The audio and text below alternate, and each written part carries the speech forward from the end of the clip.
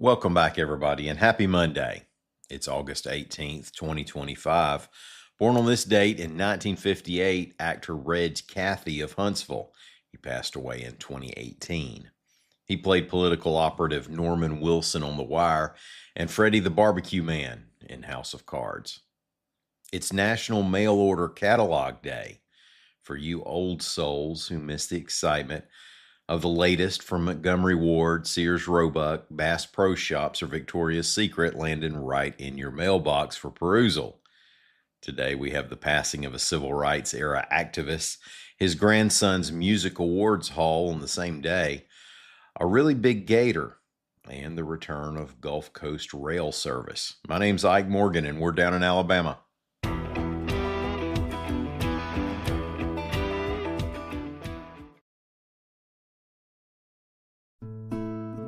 It started with the biggest pipe bomb the FBI had ever seen. There is a bomb in Centennial Park. You have 30 minutes.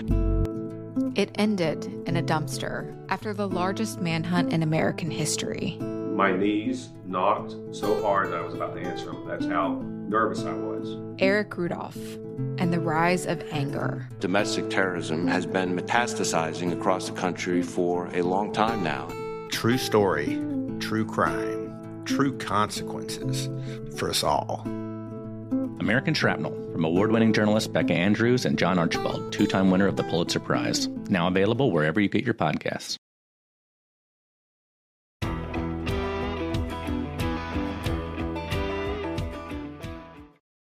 A Birmingham civil rights leader who marched with Martin Luther King Jr.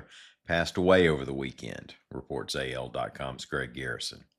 Bishop Calvin Woods Sr. fought segregation alongside civil rights figures such as his brother, the Reverend Abraham L. Woods Jr., and Fred Shuttlesworth. Woods was arrested multiple times for participating in public protests. He served as president of the Birmingham chapter of the Southern Conference Leadership Center and vice president of the National SCLC. And he participated at the March on Washington.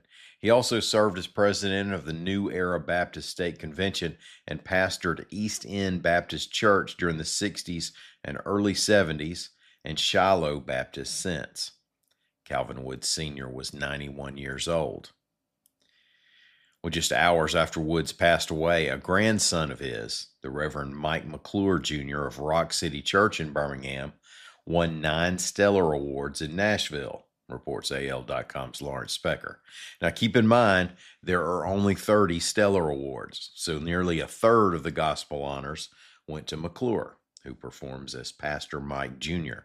His EP, I Got Away, won 5 of the awards, including Album of the Year and Artist of the Year, and his single Amen won 4, including Song of the Year. It was a record-setting 4th time that McClure won Artist of the Year. Well, this past Thursday was quite the season opener for alligator hunters, reports AL.com's Savannah Trians-Fernandez. That was at least partly due to the highest ever number of tags issued. State wildlife officials closely manage the gator harvest, and hunters have to apply for a special permit and a possession tag. If you're selected, you can take 1 gator per tag. Now, in most of the state, there is no length requirement on the reptiles, but in Lake Eufaula Management Area, the minimum length is 8 feet. Now, what makes gator hunting on Lake Eufaula extra fun is trying to make the gator stay still while you measure him to know whether you can kill him. The Alabama Wildlife and Freshwater Fisheries Division issued releases saying Thursday was a record night with 23 gators taken. The highlight was a 13-foot, 600-pounder. Now, that's the belle of the ball. A 13-foot gator's a biggin. If you personally know river people and they tell you about a big gator that they saw, they probably said it was about 10 feet long. I'm not sure why, but the 10-foot gator is like the 8-point buck, the 6-foot rattlesnake, and the 5-pound bass. People seem to land on those numbers an awful lot. I guess those numbers are believable. They're probably the minimum sizes required to make the story worth telling, and they're probably exaggerating only a little.